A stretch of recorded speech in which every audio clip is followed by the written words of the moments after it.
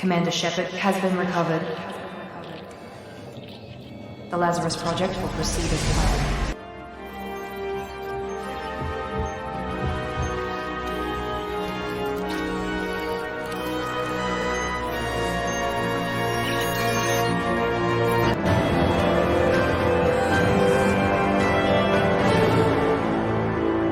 Welcome to the Lazarus Project podcast. This is episode 12, a Mass Effect podcast discussing its characters, lore, theory, and opinion. The podcast is recorded live in the Ploppy 54 Gaming Discord server. Come join us there to listen to the raw, unedited version. All the details you need can be found in the show notes. My name is Craig, and joining me today is Manning. Hello, everybody. And Tim.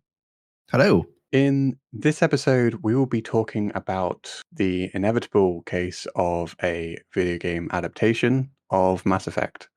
We've seen so many video game adaptations in recent years, I feel like, to be honest, it's probably inevitable. But first, it's the news. Welcome to Citadel Newsnet. I'm Emily Wong. There is some news for Starfield people, fans.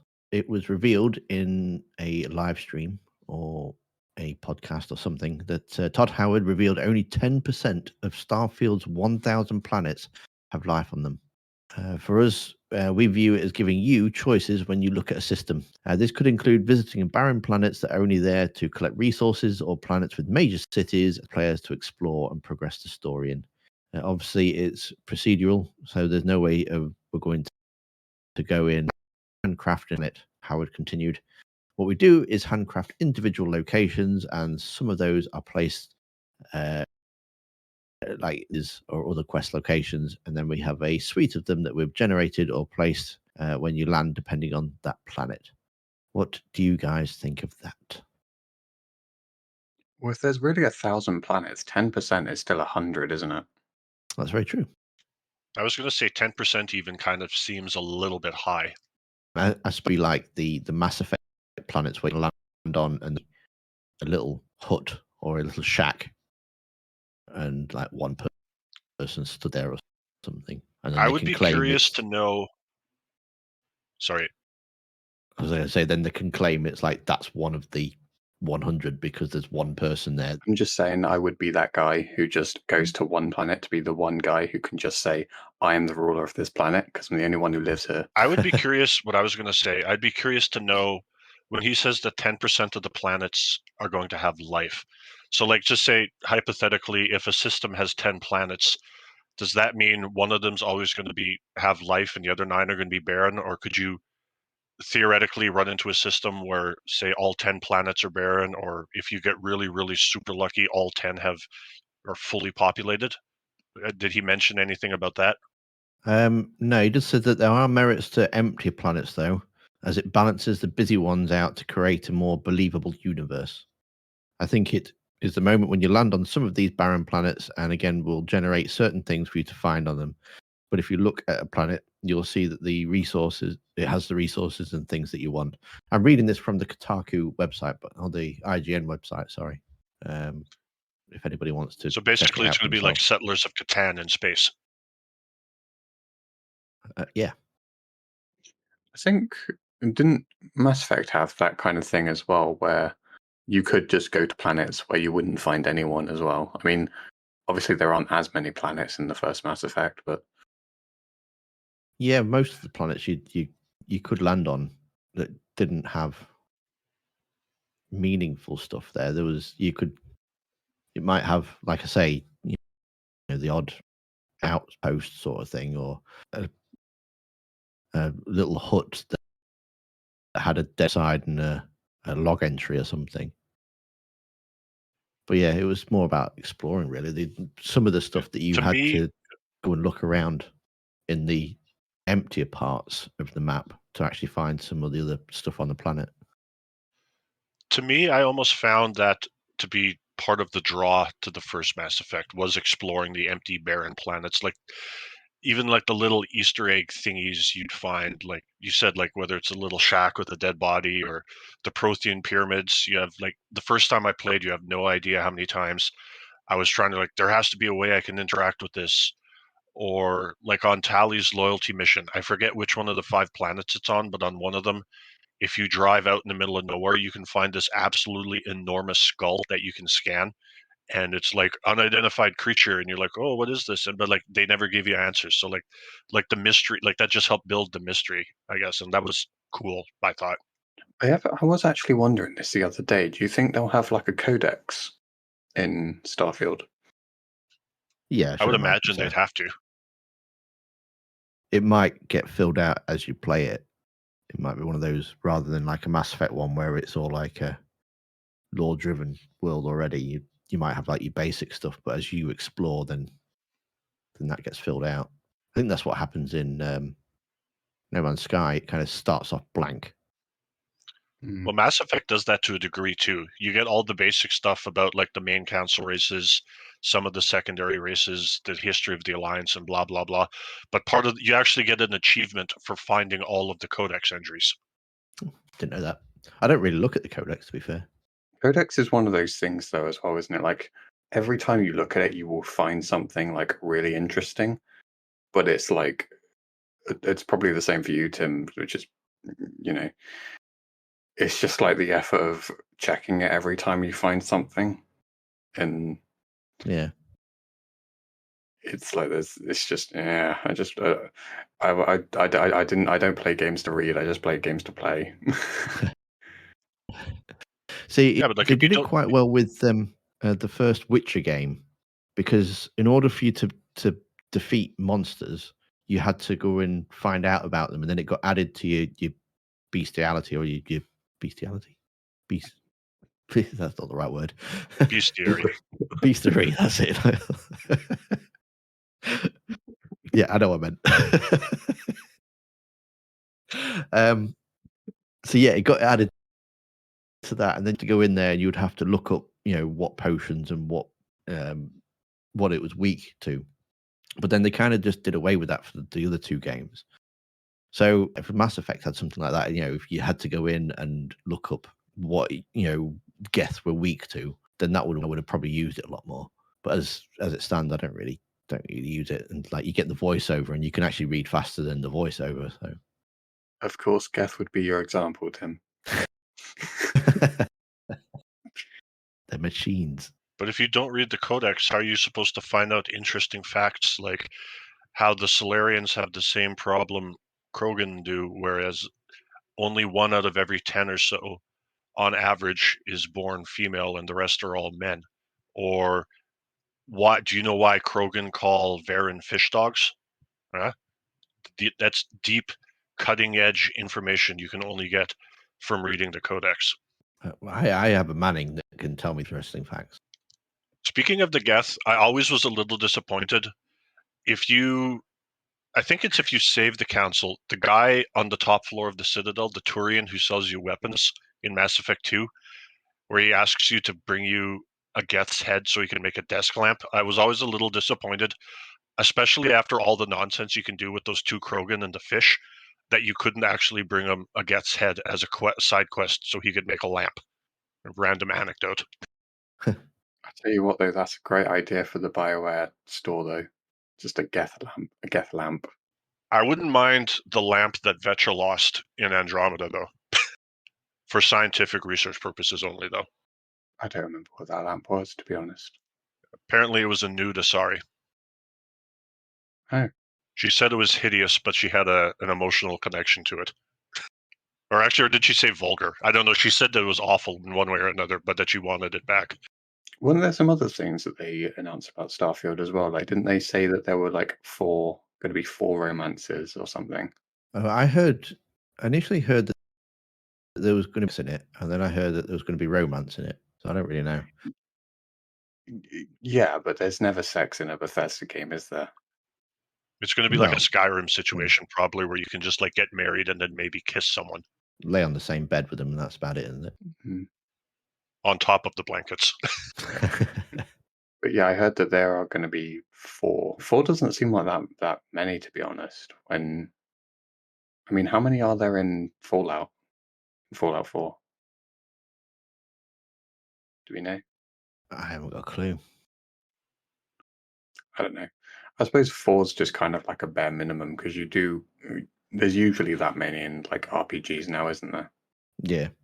According to my 2-second Google search, there are 10 romances in Fallout 4 of varying lengths. Jesus. Quite cool. I'm going to have to play it again. I don't know how exact that is. Like I said, it was just a 2-second Google search, and the first thing that popped up was ranking the top 10 Fallout 4 romances. Is one of them dog meat? That would fall I under know, is Kelly bestiality. Chambers in the game? Yeah, Tim does like his bestiality. No, no. Don't be putting that out. Blimey. The only other bit of news I have, I don't have any. Does anybody else have any news? Phantom Liberty's apparently got some crazy UI changes where they pretty much change up everything, and they've apparently got a new skill tree. And did you say it has a wanted system that actually works?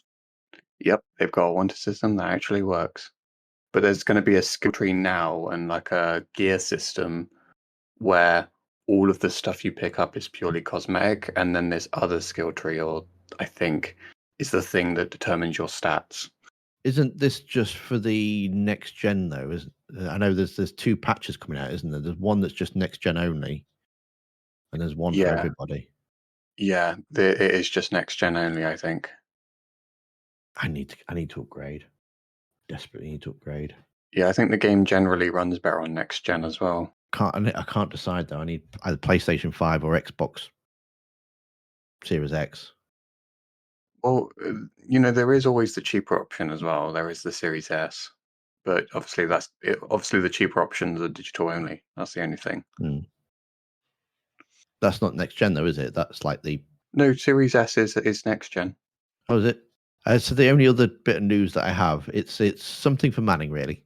I kind of teased you a couple of days ago with this, and like I say, I probably overhyped it, but I thought you'd want to know anyway. So the last podcast, but one that we did was with Mac Walters, and I know you said that you were absolutely gutted you didn't get to ask him this one question. So when we was wrapping up, when I was wrapping up with Mac Walters and saying thank you very much for appearing on the podcast, and for anybody that's listening that hasn't listened to the Mac Walters interview, make sure you go back and listen to it because it's amazing. But I asked him, at any point during the development of 2 and 3, was there any discussion of having Shepard stay with Cerberus instead of going back to the Alliance? That was the question, wasn't it? That you were gutted that you didn't ask. Yeah, I completely forgot to put that on the list when it should have been the first thing. So but then I was like, I realized that would have probably required them needing to make 2 different Mass Effect 3s. So here's Max Walters' answer. He answered it in the email for me. He says, to answer the question, while we were certain pretty early on that the Elusive Man would be a villain of Mass Effect 3, along with the Reapers, we discussed how close Shepard would be with Cerberus. And all I seem to recall is discussing a split between Cerberus where some followed Shepard, followed the Elusive Man. But of course, ultimately, we found that putting some distance between Shepard allowed us to tell a more compelling story in the build-up to what everyone was already imagining would be the big battle at the end. So there's your answer. Okay, I mean, like, that makes sense. But like I said, it's just, like, my whole thing has always been, like I say, that you can, depending on how you play 2, you can, like, cut every tie possible you have with the Alliance and Council and go, like, full-on Team Elusive Man. So, like, okay, but that, I mean, like, that is cool that he did take the time to answer it, though. And I kind of figured it would have been something like that. But it's cool that they had that conversation, though, and it was an idea that they were considering. And the idea of some splitting, kind of a split between some following Shepard and some following the Elusive Man sounds quite good as well. Which he did kind of answer that with the team question, where you couldn't force any of the team that you built in Mass Effect 2 to be evil, because there was always going to be somebody that liked that character, and it would be. I know, it's just like my whole thing was, if you were always going to have Shepard come back to the Alliance, then why even have the option in 2 to let him get that to let Shepard get that close to the elusive man and Cerberus in the first place, and distance himself from Anderson and Hackett and the Council and the Alliance and everyone else at the same time. But yeah, I mean, like, it makes sense, especially if you read the descriptions of the Cerberus characters in the multiplayer. It essentially says exactly what that email said, that they were super loyal to Cerberus, but eventually they just thought the elusive man was going too far, so they left. Has anybody ever seen Go? You're probably going to be too young for it. The film Craig, what? but Go. I've not heard of it. All right. If Go. you ever get a chance, yeah. It came out in like Okay. 1999, I think it was. I want to say it sounds vaguely familiar, but I don't think I saw it. If you ever get a chance, watch it because it is a really, really good film. And it's basically a. Oh wait, is that the film where the guy gets stabbed with some kind of like synthetic drug, and if his heart rate goes below a certain thing, he dies? So he has to like keep his adrenaline up, otherwise he explodes or something. No.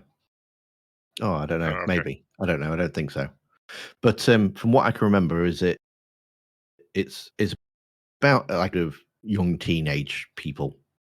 No, not young teenage, like more like late teens, early 20s. And it's about a drug deal. And the whole film it's split up into three different perspectives. So you see this drug deal ad or something, and you see three different perspectives of the same thing, but you need to see all three different versions that kind of meet in the middle to get the full picture of the story. So my initial thought was, well, we could start off with the destruction of the Normandy, and each episode cater on one crew member, and you'd see what happened to them in between Mass Effect 2 and 3. So one episode would be Garrus setting up his mercenary group on Omega. And then the next episode would be, again, you go back to the destruction of the Normandy, Caden be reassigned, and it would be all like the politics around his reassignment. And then you see the next episode, it'll go back to the destruction of the Normandy again, and you'll see how Liara went off in search of Shepard's body. So that would be my TV show. And I thought that, then I thought they're all separate. There's nothing that kind of comes into one. It kind of, rather than it starts with one and spreads outwards. So then my second idea. I was just going to say, but you can get anthology shows where Yeah. it's just a different story each episode. Like, Love, Death and Robots comes to mind, or there was another one on Netflix as well that was a really big deal. But like, there's all sorts of anthology series out there where it's just a different character, a different story each episode. Yeah. Well, yeah, that was like premise of my version of it. But then I thought, well, maybe people wouldn't want to see that. Then I thought, well, what else could you do that was set in the same time period? So my second idea was that you could show of Brooks, who you remember from previous episode is one of my favorite characters, and you could condense her Foundation stories into one full season. It pretty much with the recovered Shepard's body. Shepard would always be in like a casket and referred to as the commander. So you'd never know. It wouldn't be canon whether it was a female. It was just Shepard. We have Shepard. Shepard's, is going to be worked on, and we've got a heartbeat, but it's going to take how many years that they say, it's going to take at least 2 years before we can get Shepard back up. You never know if it's, you never actually see the body, you just see the chamber that the body's in. And then they explain how they're going to be making a clone, and you can have her then go from being the ultra-Cerberus loyalist person to realizing that she is, just being phased out sort of thing. You can have Kat Lang in there as your antagonist for her, and then right at the end, the way it will conclude is her stealing the clone body and the attack the Cerberus base. So basically, it starts with Mass Effect 2 and that's how it ends. So it'll be like one season thing, but the whole thing is kind of funneled so that it covers that time period where Shepard's out of the picture. The only kind of real choice that I would is that the council would have been saved, because you wouldn't have to. Maybe if they're going to include the Vermeer survivor, I don't know. It really wouldn't matter which one they picked. I wouldn't really care. But yeah, so then you've got the whole circle of Cerberus and their dealings within the universe. You could bring in, you could have cameos. You could go to Omega and you could see Garrus and his mercenary group taking out different, the Blood Pack and the different groups that are on there. You could have her getting the dossiers ready, like in the Foundation comics. So she'll be researching all the different characters and that are going to be in Mass Effect 2. All just kind of everything neatly from start to finish of what happened in the 2 years that Shepard was dead. Which one do you think would you prefer to watch? I was going to say I like the Brooks idea, and I was going to say, would you start her like right after Lang basically dumps her and the Elusive Man puts her under Miranda's control, or would you flesh out her backstory about like growing up on that asteroid and then like how she had to escape and ended up joining Cerberus in the first place, and then the whole nonsense with her and Thane on the Citadel? I think I would start after the destruction of the Normandy. So she's already working for Cerberus. You can have like flashbacks and stuff, but Yeah, I was going to ask about her backstory because I couldn't recall if there was a comic that had her backstory in. yes, Foundation 1, I think it is, and it starts off with her being on this mining colony, and she's made out to be a boy. Everyone thinks she's a boy. She's got a shaved head and that. Oh, that was her. Yeah. Okay. Yeah, as bad as you thought Jack's childhood was, hers was arguably worse. Yeah. I do think that maybe a TV show would help to explain, because that comic didn't really explain why she's a bit prejudiced though as well. She seems more anti-alien than Ashley is, I think. I feel like a TV show might kind of give you an opportunity to do some flashbacks and explain why she does have that kind of belief that, we need to focus on ourselves kind of thing. And I think she's a really capable spy as well. So you could have a lot of, this kind of spy espionage kind of feel to the whole series. Yeah, I was just going to say, I think the big difference between her and, say, like Ashley and Presley is that Ashley and Presley grow, whereas she's just so, like, distraught and bitter that even when she's presented with the opportunity, she just flat out refuses. She's like, no. And for the lead, I would have gone with Nairus. She was in the latest James Bond. She was Moneypenny. Okay. Yeah, I thought she was actually really cool. And I was going to, as a little bit of tongue in cheek, I was going to pick Trine as the Elusive Man, but I haven't. It would have to be Sean Bean. It'd have to be Sean Bean. If you were going to choose one of the Sheens, wouldn't you choose Martin Sheen? I mean, he's in his mid-80s now. I mean, I guess he could still do Yeah. it, but he's getting... Although, how old's James Earl Jones, and he's still doing Darth Vader? Oh, he's quit now. The Oh, has he? the Obi-Wan TV show was his last one. I hope so. Apparently, his sound is voice rights over, so they can still use his voice. So weird. We've got a big payout for them to using his voice, but he's not actually doing it himself anymore. That's probably for the best. I mean, after watching, even in Rogue One, listening to him talk, I mean, you could tell his voice wasn't as commanding as it used to be. No. What I was going to say about Charlie Sheen, though, was he does sound noticeably different from his dad. Yeah, I know. I suppose in terms of looks, I can see it, though. There's always Emilio Estevez, too. Yeah. So that was my. I couldn't decide which one to go with. Do I either think of I your prefer shows the have Cerberus. a name? I didn't think of that. I tell you what, though, it would be a really great opportunity to just keep fleshing out Cerberus, because whilst we did have more of a focus on them in 2, it's like 1 and 3 are so far separated from Cerberus. There's like another perspective on Cerberus itself would be nice in your Brooks story. Yeah, I like the idea of expanding the universe. I mean, like the Witcher TV shows and that.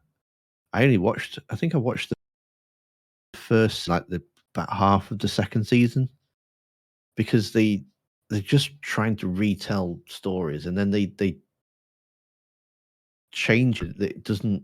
They want to make their own spin on it. And it's like, well, I it know- didn't happen in the books or the games. So why I are mean, you just trying to tell old stories? Tell something new. Make it so that if you want to know what happened in between here, you can find that out rather than just guessing. I was just going to say my biggest issue with The Witcher. I mean, I agree with everything you said, but I mean, credit to the costume department. And I know Henry Cavill is a quality actor, but I just couldn't buy him as Geralt. Oh, see, I thought it was brilliant as Geralt. So yeah, that's my idea.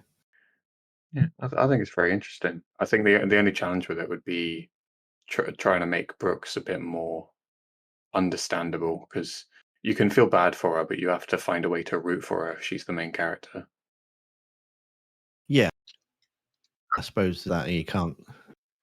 I suppose that's I where mean, you could have you bring in Lang in, isn't it? You make him worse than she is. yeah, I mean, but then again, in the comics, I mean, she was so crazy that he dumped her. I mean, like, imagine being so psychotic that even Lang was like, I'm not touching that. But I mean, to be fair, though, Craig, I mean, it wouldn't be the first time that a movie or a TV show or a video game told a story from the perspective of the antagonist. And like, I hesitate to use the word villain, so I'll just say antagonist. And then you're like, oh, I never looked at it that way before. I mean, like, just look at like Thanos, just as a recent example. I bet you there were a lot of people who still think that those movies should have ended after Infinity War because he won. The universe was fixed. Endgame didn't even need to happen. Yeah, he wasn't the main character of that movie, though. He was still the antagonist.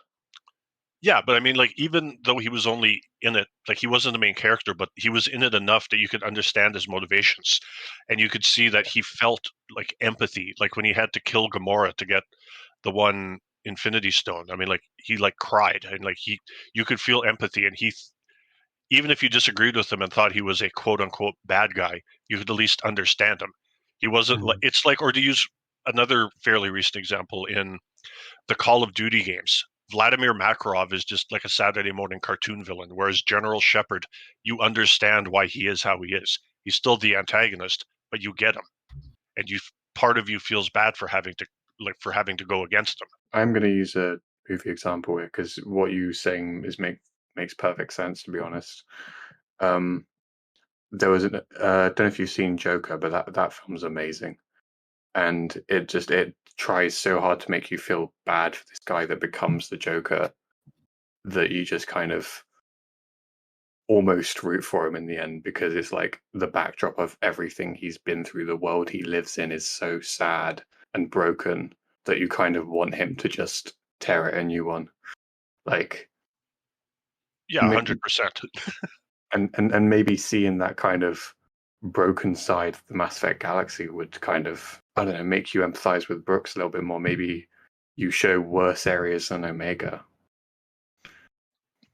I know, that's why I was saying that even if it's only maybe done through flashbacks, and if you want to start right where Tim said he wanted to start, you could still maybe occasionally she could see something in like a dirty part of Omega or in the lower wards on the Citadel, and then she could have like a flashback to something that happened in her childhood in that mining colony, and then you could like tell her childhood that way and be like, oh yeah, I don't think anyone could go through that childhood and come out at least not a little bit messed up. Yeah. And I suppose as long as you at least feel sorry for her at the end of it, that's what's important. Even if you disagree with her, you want to make her come across as human, not just some, like I said, like Saturday morning cartoon villain. Okay, so it's interesting. So for my show idea, Tim, his shows were both completely different than mine, but he hit on a lot of points for what I was thinking about with my show, especially when he brought up how in The Witcher, when he was like, Jesus Christ, do something new. Like, you have all the characters, but just write a new story. Don't just badly rehash and get things wrong. And then what scared me a little bit was when Craig mentioned anthologies. In my mind, I was like, please don't say one show. There's one show. Please don't say it. Please don't say it. Please don't say it. And thankfully he didn't. Okay, so my show, first of all, the title it's a work in progress. So feel free to laugh at the title if you want. We can always change it down the road in post. So my show is called The Hounds of Hades. And basically, it's going to be an anthology show centered around a small Cerberus team. And it's going to be basically the main character is going to be okay. So the main character and his best friend were the people the Elusive Man sent to get Shepard's body from Farron and Liara. And then, like Tim mentioned, it's only going to ever just be referred to as Shepard. So that way, you don't have to worry about race or gender or skin color or anything. It's just going to be Shepard. And so the main character and his best friend are going to be ex-Alliance who are also on the short list to be Council Spectres, but who just got fed up and left. And it's going to be in an anthology sort of, because the show I was thinking of was the X-Files. So it's going to be basically set around Mass Effect 2, in between 1 and 2, and then into, and then it's going to culminate right around the suicide mission. And it's so what it's going to be like, if anyone, Craig might be a little bit young, but I'm sure Tim remembers the X-Files. So it would be like you'd have like your standard, like most of the episodes would be like individual standalone, but there would also be overarching threads that would like progressively get tied together the longer the show went on until you got to the point of the suicide mission. And what I would do is an interesting thing in order to preserve continuity and the canon. I know there's a lot of movies that have done this and TV shows, but a big one that sticks out in my head was, have either of you seen The Fifth Element? Yeah, many years ago. No. Yeah, so it's like, you know how Bruce Willis's character and Gary Oldman's character, the good guy and the bad guy, they're both in the movie about 50-50, but they never actually interact with each other. So it'll be like every episode, either the Cerberus team will get somewhere 5 minutes before Shepard and his team do, or they'll get somewhere 5 minutes after Shepard and his team left. So that way you can have elements from the games, like, you know, say the Quarian being harassed by C-Sec in the Citadel, Jari's station with the Rogue VI. So like they could both be trying to do the same missions, but they just, one would always get there 5 minutes before the other, whether it was Shepard or whether it was the Cerberus team. And then meanwhile, so you could have all these standalone episodes, and then meanwhile, there would always be every so often like core episodes where stuff would like start tying the plot together without doing anything to break canon, as it eventually led towards the suicide mission. I quite like that idea. Is it kind of like a buddy cop show then, with them being friends? Yeah, so basically, so there's the main character. I'll get to who I have for the casting later. So basically, the main character is an analog to Shepard. His best friend is an analog to Garrus. The main character has an Asari girlfriend who was an ex-Eclipse assassin who, while he was leading a raid on Ilium, long story short, she gets taken prisoner, and then over the course of several months, she gives them a bunch of intel on Eclipse in exchange for her life, and then over the course of several months, they end up falling in love. And then there's his Cerberus CO commander would be like an analog to Anderson, and then whether or not it's Martin Sheen, I still haven't worked that part out, then that CO's boss would be directly the Elusive Man. Huh. Would that work in the cells? Yeah, so it's like I'm tweaking it a little bit. So basically what I'm saying is like this CO would be like, for lack of a better term, the Elusive Man's right hand. And then the protagonist and his friend and his small team would be kind of on the same level as Kai Lang, where Lang's not in a cell. He just does jobs specifically for the Elusive Man. So like he'd be like a step down. So it'd be like him, then above him would be his CO, which is like the Elusive Man's best friend. And then above that CO is the Elusive Man. So it's like his small team isn't really part of a cell. They just, if the Elusive Man needs something done, they go do it. So it'd be like the Cerberus version of the A-Team, That'd be quite cool.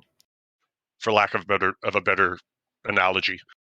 Yeah, I But quite I like just that. thought it would be interesting. Like you could have like the same kind of dynamic as like, so as like, whereas there's Shepard, Garrus, and Liara on the Alliance side, then in this you could have the Cerberus dude, his best friend, and then his Asari girlfriend would be analogs for Shepard, Garrus, and Liara, but on the Cerberus side. And then there's a Cerberus version of Anderson, and then I guess you could say the Elusive Man would be like a Cerberus version of Hackett, but probably even more powerful. Yeah, I see that being quite interesting. Like that's what I mean. Like you could, and that's why I said you could protect the canon by again never having this guy and Shepard ever meet each other. He'd always be 5 minutes ahead of Shepard, or Shepard would be 5 minutes ahead of him. And you could like fill in the blanks, because what I was thinking is like the main stories, like all the recruitment, all the loyalty missions, all the quote big stories are all done, however you handle them. But a lot of the smaller side stories, like I said, that Quarian, Jari Station, some of the stuff like where the Blue Suns are trying to kidnap ships, like a lot of the smaller side quests I thought could use some more love. So that's why we're like, because it's like the X-Files used to have like those quote unquote monster of the week episodes that had nothing to do with anything. They were just episodes. But then there would always be, every now and then, there'd be episodes that would tie into something bigger. So that was, again, The just alien my ones, they thinking. were the worst ones, to be fair. Which one? Oh, the ones that tied into something bigger? Yeah. Yeah, they kept it at just like the random files and stuff. I mean, yes, I would agree with you. Like, I love the random ones where like, oh, this week there's a werewolf. Oh, next week there's some albino person who drinks people's blood. I mean, like those were exciting, and I looked forward to those more than the big overarching ones. But like, I think, like I said, this is just something I threw together in a couple hours. But I think there's a way you could tidy it up to make it coherent. But yeah, I like the idea of expanding on the smaller stories and that.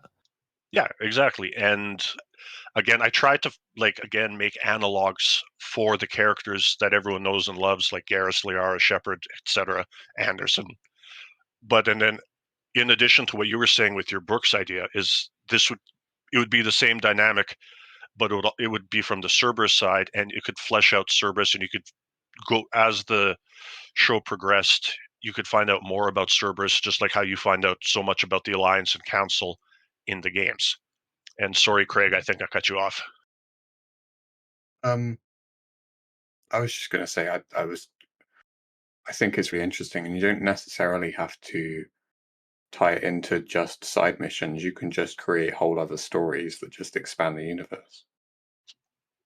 Oh no, 100%. It's just I was using side missions as a jumping off point, because so many of them in Mass Effect 2 are you land on a planet, you shoot things for 15 minutes, you pick up a MacGuffin, and then you leave, and then rinse and repeat 35 more times.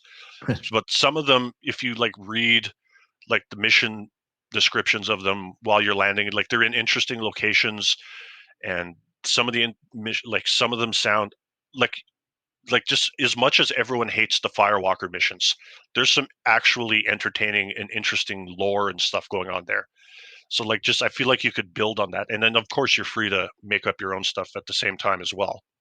Yeah, but I think there's some really cool, interesting stuff there, to be honest.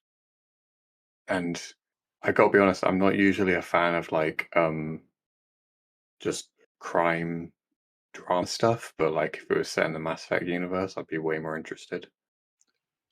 Well, I wouldn't really call it so much crime drama so much as it would be like every episode would like start with like the Elusive Man making a phone call to his Anderson analog saying, I've got info and details on X, Y, and Z. Send your team to go deal with it, kind of thing. It would be more like mercenaries than it would be like a cops and robbers thing.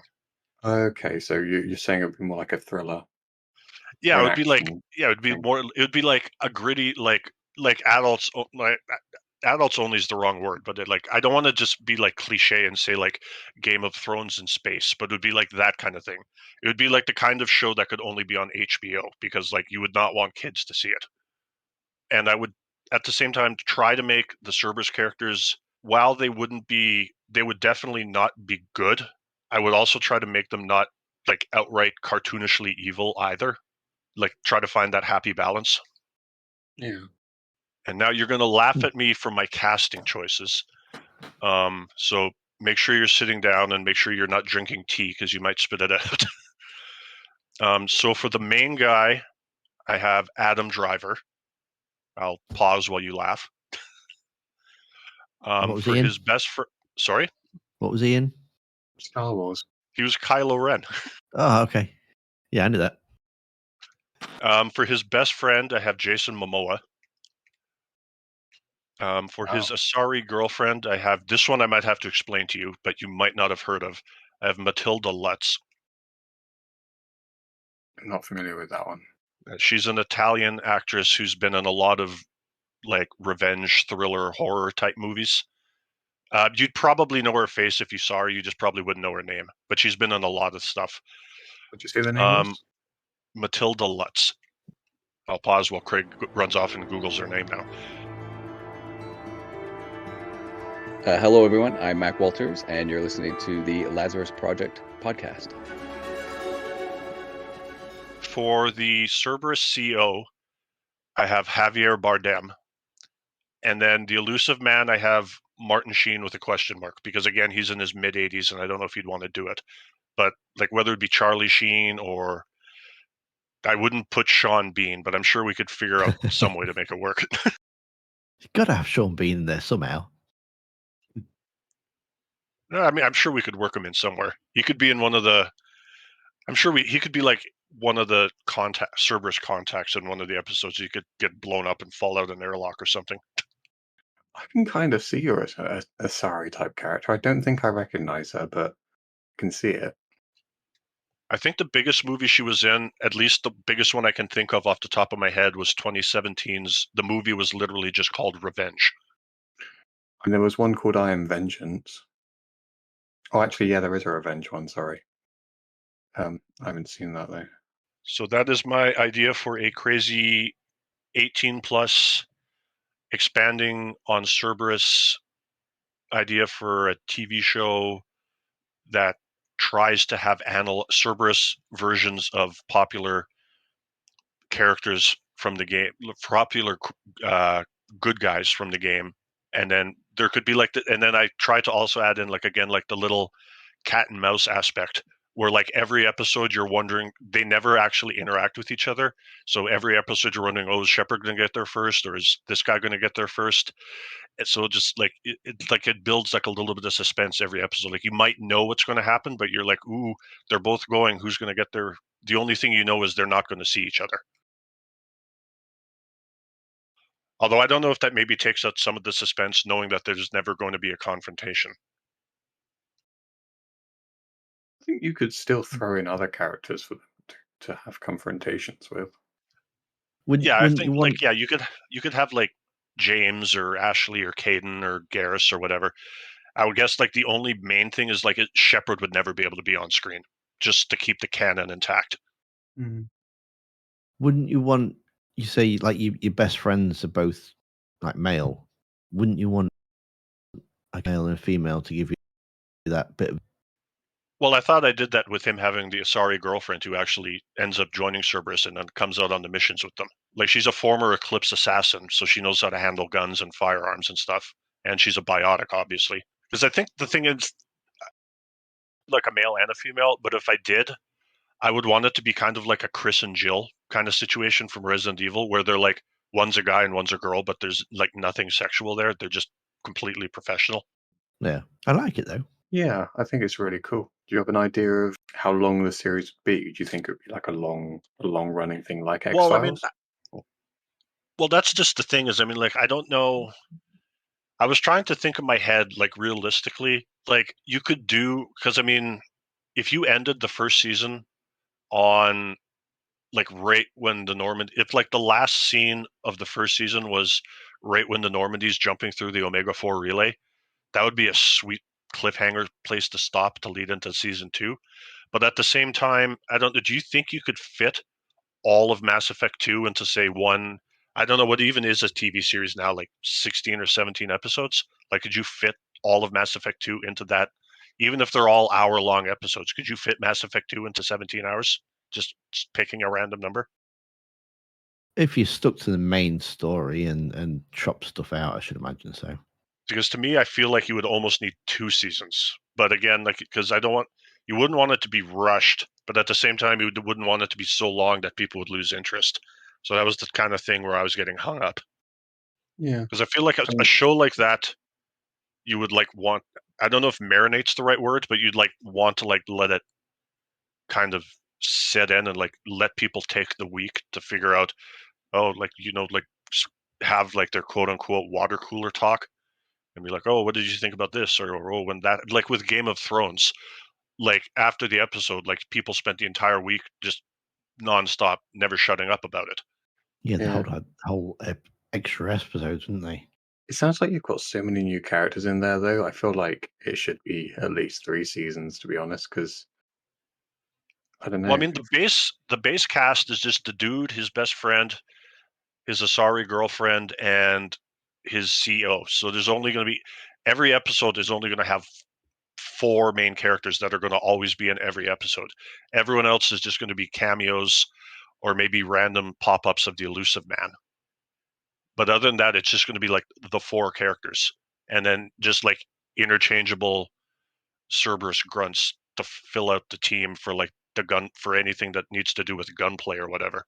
Because that's the thing too. Because I definitely thought about that. Is, I mean, like if you have 1,000,000 characters, like especially like if you included like say the entire Mass Effect 2 roster, like Shepard plus 12 squad mates, plus Kelly, plus Joker, plus everyone else on the ship.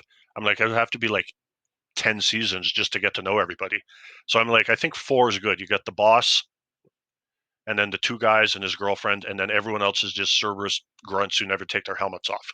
Could work. Yeah. You can use them for cannon fodder, then, can't you? So don't take the helmets off. Yeah, and then like I said, that way you can just focus on the 4 main characters and how they interact with each other and everything else. And then like you can allude and like you can have cameos from the games, like Anderson could be there, Hackett could be there, either Caden or Ashley, Garrus, Tally, Liara, whoever.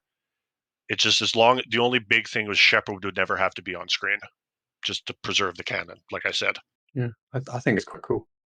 I just mean like if I grew to like characters, I wanted them on screen for longer. No, and that's like you said, is like I don't know if you could fit all of Mass Effect 2 into one season and then also properly develop all 4 characters and their relationships and everything else. Because like the big thing, I don't think I mentioned, like, so the big thing to try to make you feel empathy for my protagonist is once his actual family finds out that he left the Alliance to join Cerberus, especially after he was almost a Spectre, they just like flat out disown him and refuse to ever talk to him. So now his best friend and his Asari girlfriend are like his new brother and sister, or not sister, but brother and love interest. And then his Cerberus CO is like his new dad. So he's trying to like adapt to his new quote family because his old one wants nothing to do with him and won't return his calls. So I mean, like there's that kind of a humanizing aspect too, which I mean, you got to figure, like in my head anyway, a lot of people who do leave the Alliance for Cerberus probably go through something similar. So I thought that would be an interesting story arc that you could go through. Like he could be depressed, and then he's like, "Well, I'm so glad I have you guys," but he would constantly be missing his actual family as much as he loves his new family, kind of thing. Do you think there would be like a element of like flashbacks and things? Oh, for sure, like 100%. Just like I suggested with Tim doing flashbacks to Maya's childhood. Yeah, as I said before, I think it sounds really cool. Well, thank you, and thanks. I think Tim said he thought he liked it too, so thank you as well, Tim. Yeah, you're welcome. No, it sounds good. I'd watch it.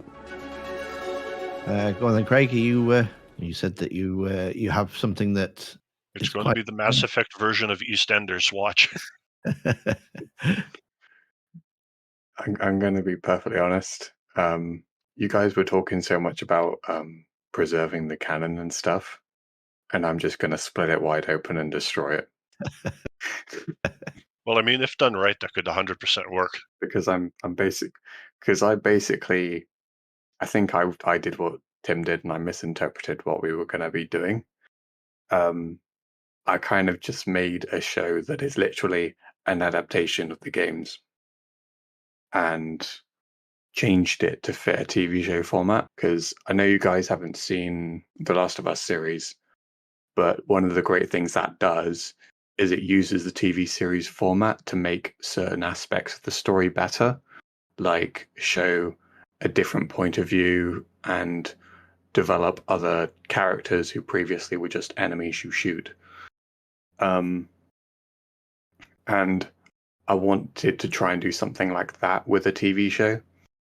And like, I can imagine, and I'm imagining people already hate me for saying this, but I would change the opening to focus on Eden Prime for the start of the story. So you've got like a little bit of Ashley, and not Ashley, yeah, Ashley and her squad, and the settlement on Eden Prime, and you've got a little bit of the characters who are trying to survive and thrive and build their community, I suppose, on that planet. And then it kind of hits you like, I don't know, 10, 15 minutes in or something, and that's when the Geth come in and you see the slaughter and everything, and that's what really starts to like raise questions and things and makes you wonder what the hell's going on. Like, I think you could really do something to make that just a terrifying scene of all these people getting slaughtered.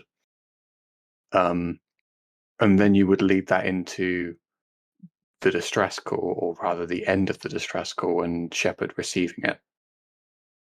And as I said about me breaking canon, not breaking canon necessarily, but establishing a canon where Shepard is female Shepard and played by Jennifer Hale. Commander Shepard, I didn't realize you were coming too. Perfect timing, perfect timing. You can play yourself. Attention, the Prothean is on set. Someone tell the stunt double he's been demoted. We have the real Shepard now. And I'm sorry, but that's all I can really imagine. And I just love Jennifer Hale's voice too much to not use her. And then you go into, let's just fast forward to, they go on to Eden Prime, stuff happens, blah, blah, blah, and they encounter the beacon. The beacon in my series is essentially your window into all the possibilities of Mass Effect. The beacon hits Shepard and you see all of the things that could happen in a person's playthrough. You suddenly see like so-and-so character, like Liara gets killed on a run to a beam or something, but it looks really ominous. Like it looks like a destroyed planet, which, you know, it essentially is Earth. You see, I don't know, the catalyst destroying life on certain planets. You see all of this like ominous stuff of possibilities that could happen in a game's playthrough. But that's not all stuff that you see in the TV show. That's just maybe a few of them are things that actually happen in the show. And that's just kind of setting the stage for, oh my God, are these things from the game going to happen or are they not? But it's like it's almost canonizing but not canonizing all of those events.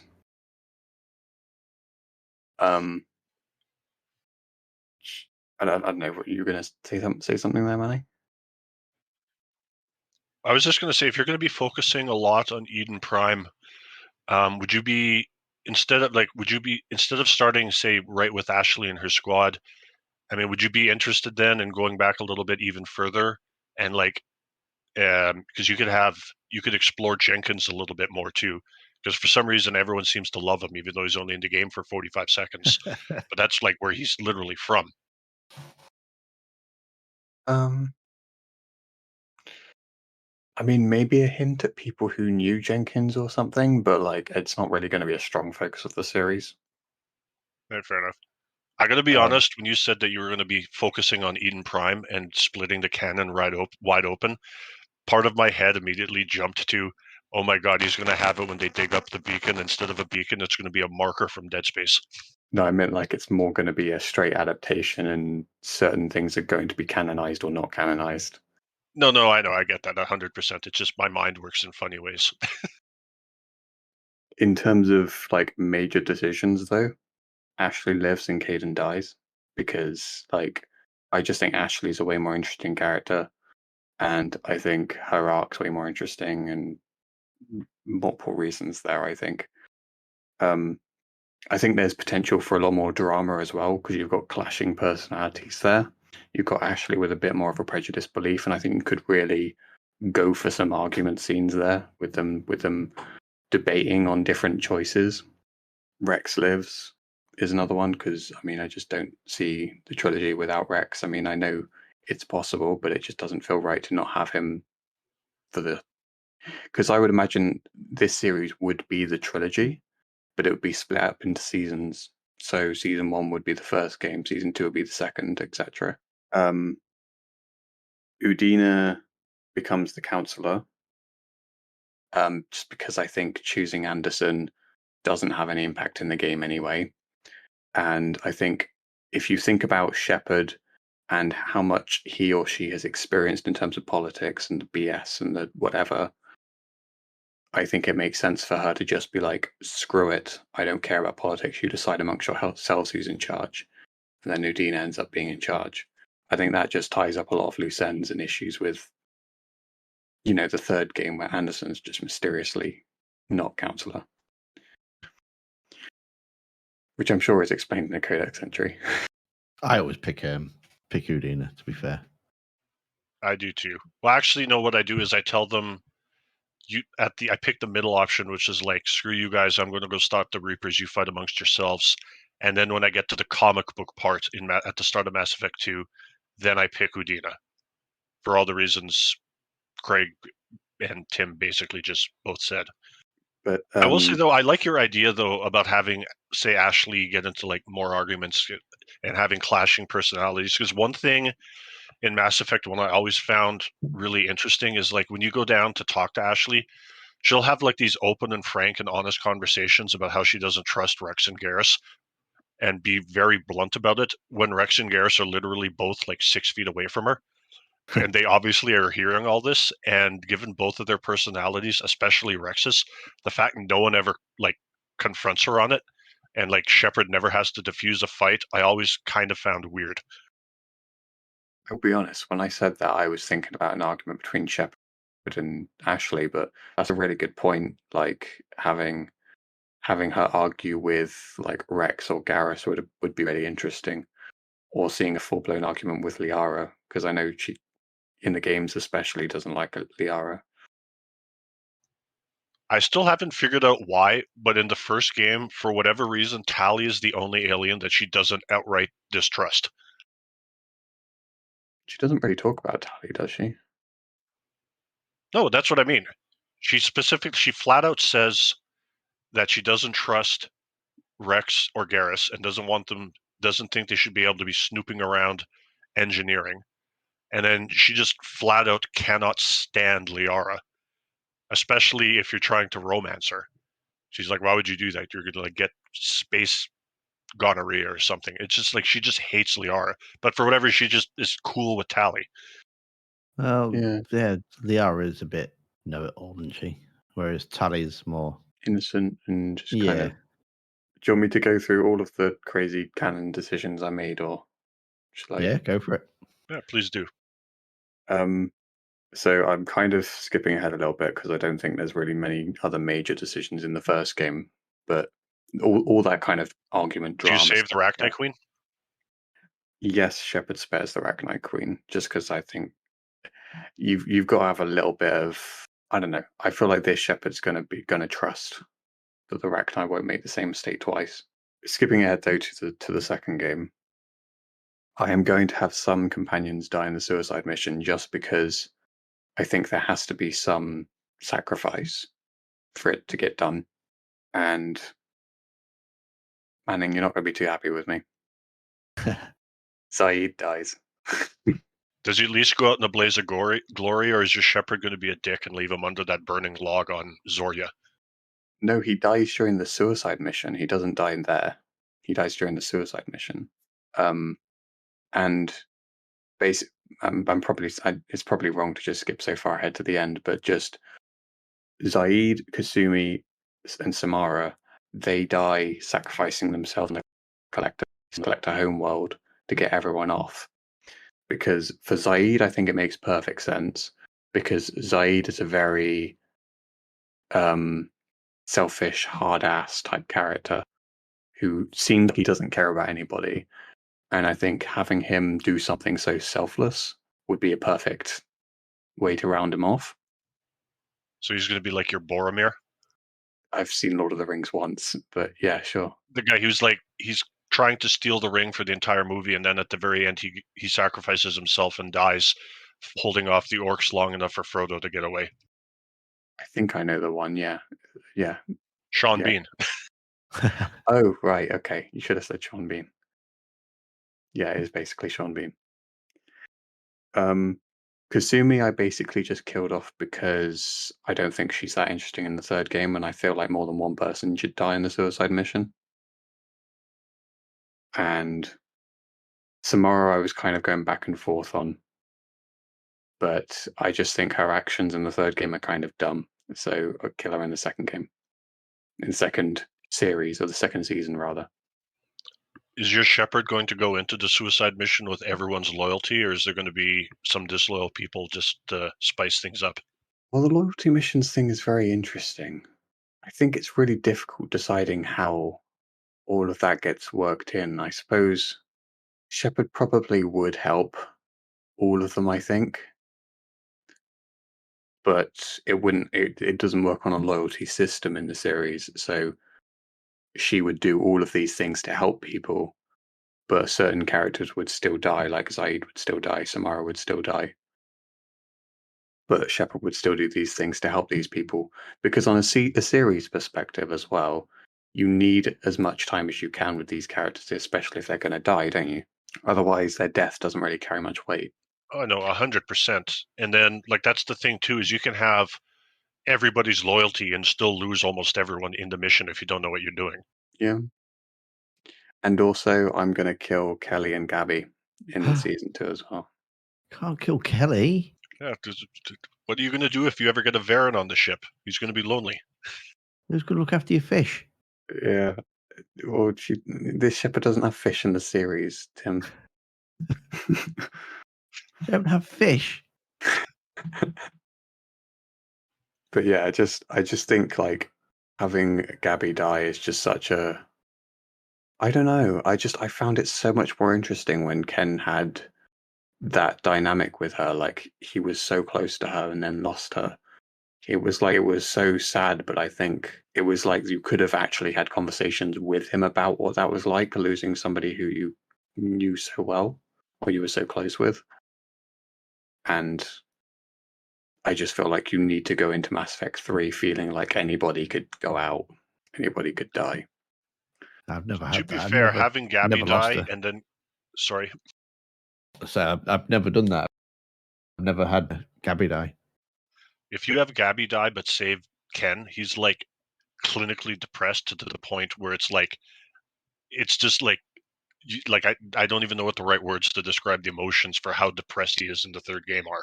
Yeah, he's very quiet from what I remember. You know what you need to do just for an Easter egg?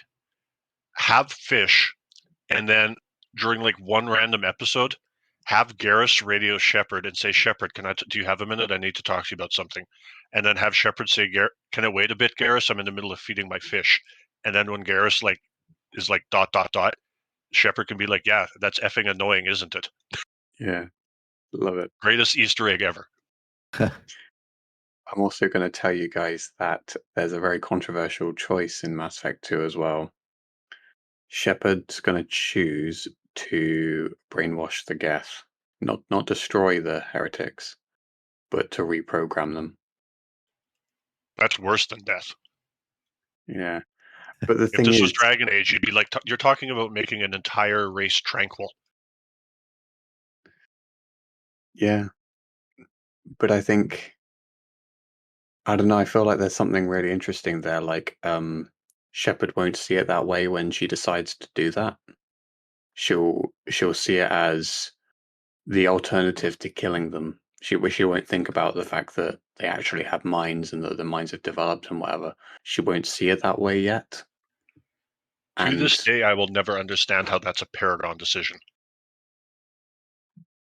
yeah, it is a strange one.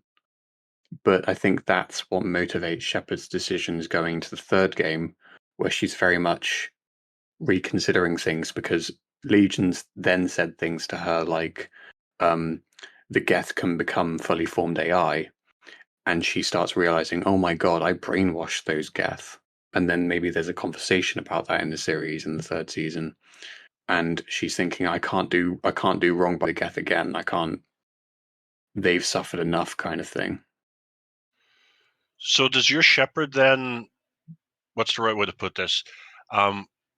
Is she worried then at all that the Geth are only siding with her because the Reapers are a bigger threat, and that once the Reapers are gone, they might rebel and decide that they don't like organics anymore?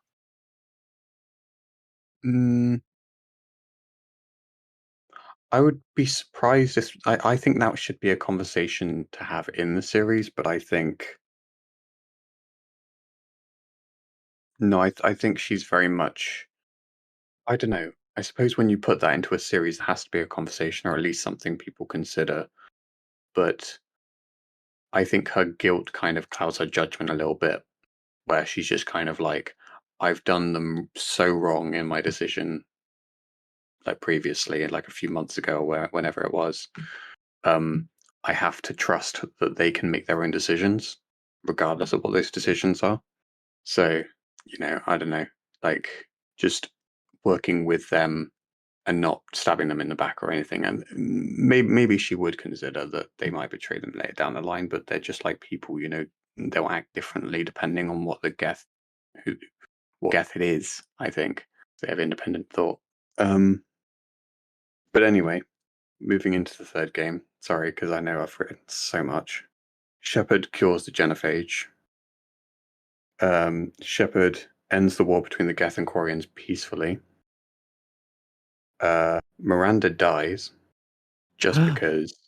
Yeah, I just think her dying, saving her sister, is a little bit poetic, a little bit nice, and I think for Mass Effect 3, for you to really feel Mass Effect 3, you have to lose so much, and that's why I'm going a little bit hardcore with it. Real quick, when your shepherd cures the genophage, does Eve live or die? Because you can cure the genophage but still have Bakara die. I think Eve would actually live. I think she's too symbolic to kill off. But in terms of characters that have to die, like curing the genophage, Morden obviously has to die. Thane has to die, and it's those deaths on top of the ones in 2 that really make you feel like it's hitting home for Shepard and it's affecting Shepard personally. I don't know if I mentioned this as well, but Shepard romances Liara in the series. She's in a relationship with Liara. I mean, I think from the outset, that was the romance the developers wanted you to go with. So I guess that makes sense. Tali and Garrus do get together in the series as well, just because I think it seems so perfect to do a series where you can show a little bit more of that, rather than just a little thing you discover in the game. Does Kai Lang kill Thane, or do you let Thane die in the hospital bed? Well, I mean, isn't it always the same? Isn't Kai Lang always the one that kills him? No, in Mass Effect 3, if Thane lives in 2, if you completely ignore him in the hospital and never talk to him once, he dies in his bed, and then then Lang either kills Kirihee, or if Kirihee died in the first game, then Lang actually does kill the counselor. Yeah, no. Thane still dies like protecting the counselor. Like he dies fighting Kai Lang. And in terms of the Citadel DLC, and you'll both hate me for saying this, the Citadel DLC doesn't exist. I'm sorry, but in my series that just didn't happen. No. It's just too weird, too wacky, and I think it raises too many questions. What about Omega and Leviathan? And I guess is Javik there also? That's some good questions. I think. How can you not have thought of these? DLC. It's DLC content. Yeah, but I want my HP Lovecraft monsters. Give me Cthulhu. I'm going to say Leviathan isn't in the series. I'm going to say Javik isn't in the series. And I'm going to say the events of Omega do happen. Because I just think Leviathan is too overpowered. Like, I always thought it was strange that Leviathan couldn't just control all the Reapers in that final battle. Yeah, I thought. Well, if you read the war asset for what it is, that's essentially what they do. So how can they not just win the war instantly? Because the Reapers have to be in close proximity to those shards or fragments or whatever they call them. They just mass dominate all the generic Reaper troops and turn them against each other. But the actual Reapers themselves have to be in close proximity to those shards or fragments in order for them to be strong, have a strong enough reach or whatever to take them out. It just does feel a little bit like too much of a divergence from, like, it feels, it's like a DLC that feels a lot like a DLC, and I don't know if it would fit into a series without feeling like too much of a... You just don't want Cthulhu in your TV show. Sure. But yeah, so I just think the Citadel DLC is just too weird, and I love it, but it's just like, I don't believe that even if Shepard needed a break, that she would just have a party with her friends while the Reapers are ravaging the galaxy. You know? Wait, so then you're completely discounting the happy ending mod then? How's that? Where the Citadel deal, where the party is the ending, and you just ignore Chronos Station and Priority Earth. Yeah, sorry. Yeah, I'm discounting the happy ending mod. My final controversial. Well, actually, Grunt dies as well. Grunt dies. Getting the Rachni Queen out of that cave is another thing. Just because I think that sacrifice scene with Grunt is so epic, it would be so. It just does. It just. Whilst I'm glad to see him alive at the end of it, I feel like it was such a dramatic scene to then round off by killing him. It felt just right that's the point of that scene, to have him die heroically. Quick interjection, but can I just say that I 100% agree with you, and I wish they'd done the same thing with Jacob's mission, where like if he ended Mass Effect 2 not loyal, he died making sure you could get all the scientists and Bryn out in his mission. The fact that he can't die in that mission just always kind of irked me or rubbed me the wrong way. Yeah, because he even gets shot, so it wouldn't be a hard thing to do. I was really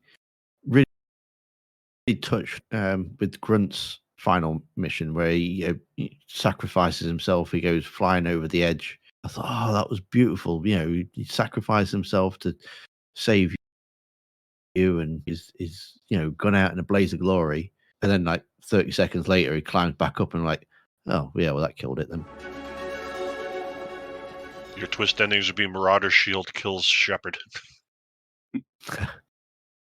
I will be honest, I went really back and forth on this, but I just felt like with how much Shepard went through with AI, this version of Shepard, she did such a role reversal about like reconsidering her choice in the second season. She wouldn't kill all synthetic life. She wouldn't choose destroy. She would choose synthesis because it just feels right. And whilst, yeah, Manning, I know your argument about ramifications and not everyone wanting that to happen, I think it's, I don't know, it feels like the kind of ending that you're leading towards, I suppose, in this story. At least in the show story. I have no issues with the synthesis ending. Like on paper, if it was just me, I would pick it every time.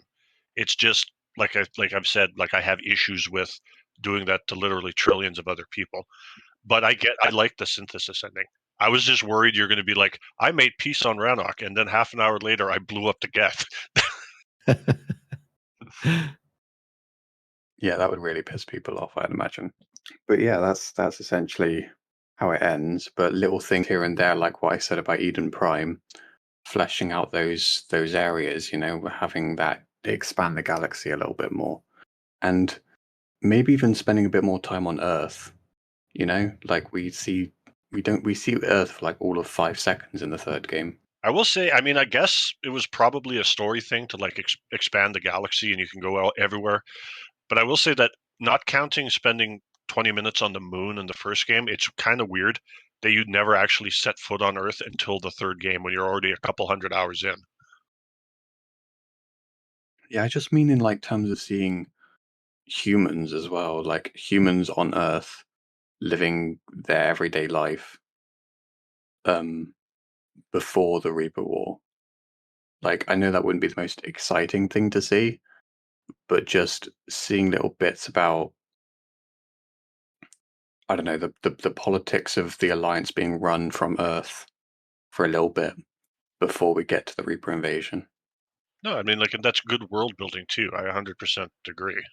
It's like, to me anyway, others can feel free to disagree, but for me, a lot of the fun, part of the reason I read all the codex entries and some of the most fun missions for me are like the little goofy side missions that have like no purpose other than to give you like 50 experience, like going to find that Krogan a fish or going grocery shopping for Mess Sergeant Gardner.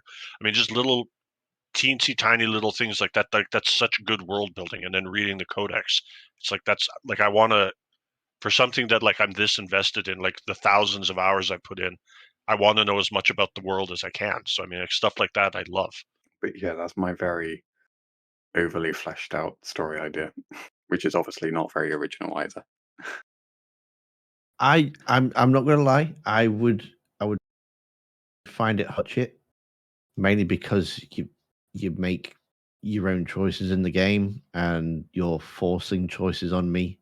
So if I'm doing a playthrough and it's forced choices on me, I'm like, oh, I don't really want to read it because it doesn't fit my personal canon of what I've done.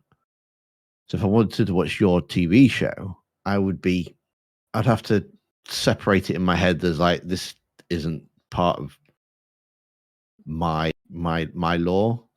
Yeah, Makes sense. I mean, with the Last of Us show, because they're linear stories, it doesn't really make to me. I can watch that and I'm like, well, that's just another take on the same. But whereas as Mass Effect, you're making your own choices. I feel it's different. well, yeah, that's what I was saying about my kind of misinterpretation about our conversation today. Like, I thought it was going to be what would we establish as canon in our version of an adaptation, and so I was just taking it as if we had to, this is the kind of stuff that I think would play out. But Okay. but like also, I think The Last of Us did a great thing in that, because I think Neil Druckmann said this, which was his reasoning for the series was there are people in their lives who will never pick up a controller, and that's what I think my Mass Effect series would be aimed at, the people who haven't really played the games, haven't played the Mass Effect games, and this is just the story for them. And it's got a little bit extra things that are more that add things for the people who have played the games, but its like central core is also introducing the story to new people. Yeah, that's fair. See, and like the thing is I agree with what Tim's saying, but at the same time, sorry, did I cut out there? No. Oh, okay, that was weird. Anyway, I was just gonna say I agree with what Tim's saying, but at the same time, I can also separate art from the artist. So I might watch it and say, well, I sabotaged the genophage and I always pick the control ending. But at the same time, as long as it's competently told and entertaining and I feel invested and like leading up to it, I'm not going to, even though I've played the games 45 times, I'm not going to necessarily know what decisions Shepard's going to pick until they happen. And say, if Shepard picks the synthesis ending and cures the genophage, I'll be like, well, I always sabotage it and I always pick control. But as long as the story's interesting, I mean, like I could still get enjoyment out of it. Mm. And I think as well, like that little thing I said about like the beacon and the vision and showing some things that don't actually happen in the story. It's almost like what you're saying, Manning, where people who have played the game are wondering how it's going to play out this time around. But it's also embracing all of those things and saying these things could happen. No, I know. And like the other thing too is like for people who either for one reason or another just don't play video games but have heard about them or are intrigued, they might watch just to say, oh, so this is like I've seen commercials for this, or I've seen this on shelves and advertisements and toys and collectibles and figurines and t-shirts and jackets and all this stuff. Like it might not be Star Wars, but I want to see what's going on here. Like what's all the hype about kind of thing. Mm. And I think there's just a lot of potential to flesh out the base story there as well. And I guess, And yeah, sorry. I was just going to say, and as you said about like having the Mass Effect 1 companions actually talk to each other as well, there's some great potential there. Yeah, for sure. Like, I would like the fact, like, Garrus I could maybe see, because even though he's got, like, he's definitely got some, like, he's not going to take things lying down, but he's a little bit more reserved. But I mean, like, when Ashley's flat out says, I don't trust Rex, and he's like 10 feet away from her, the fact that Rex, of all people, doesn't get in her face and say, you want to say that again or something like that, and then Shepard would have to be like, whoa, whoa, whoa, calm down, guys, we're all on the same side here, kind of thing, always confused me.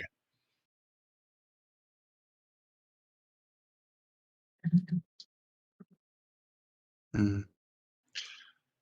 And I was just going to say, just because we've been talking about The Last of Us for a while, if the choice at the end of the first game, if there was a choice, would you leave Ellie with the Fireflies, or would you go full Joel and do what he actually does in the game? I'd probably go full Joel.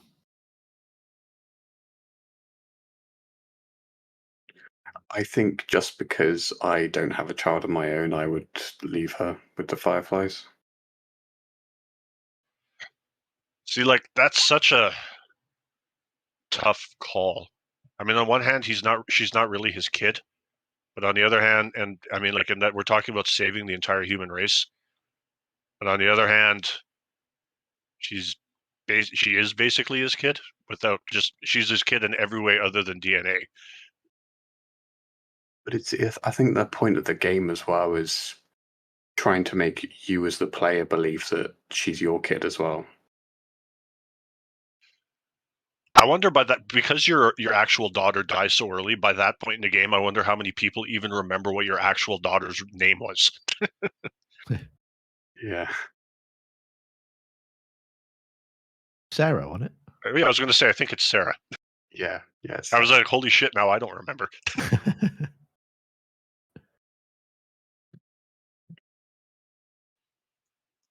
Yeah, I'm pretty sure it's Sarah. But yeah, I don't know if you guys will ever watch the series, but I will always like the fact that they embraced everything that's important in that story, but they threw in bits here and there that flesh things out, and like different locations that Joel and Ellie would go to, you would flesh them out before Joel and Ellie get to that location. And so you're getting a bit more background information. And that was my idea with Eden Prime, basically. If you have any comments or questions or ideas about future episodes, email us at thelpcast@outlook.com. That's thelpcast@outlook.com. And if anyone would like to find you, Manning, where can they find you? I am at that Cerberus guy, all one word, on all my socials: Twitter, Truth, Getter, Instagram, everything. At that Cerberus guy. And if anyone would like to find you, Tim, where can they find you? It's usually Ploppy54 on most socials. That sounded so tired. I'm tired.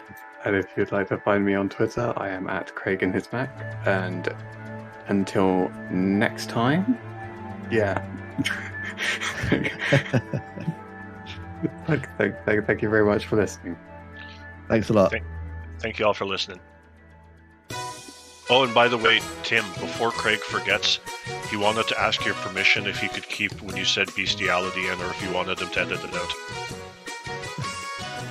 I'll leave it to your discretion. Oh, that's a dangerous decision. I still can't believe a redneck from the Deep South had to correct a proper Englishman on his grammar. Or I guess that'd be vocabulary, not grammar. Do you pronounce the T in often?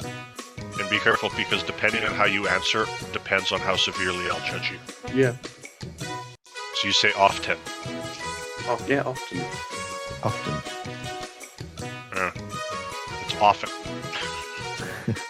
Who invented the language? I believe it's a spin-off from German, so probably Konrad Adenauer would be my guess. I think it's Comrade Werner. Ah, yes, the greatest NPC ever.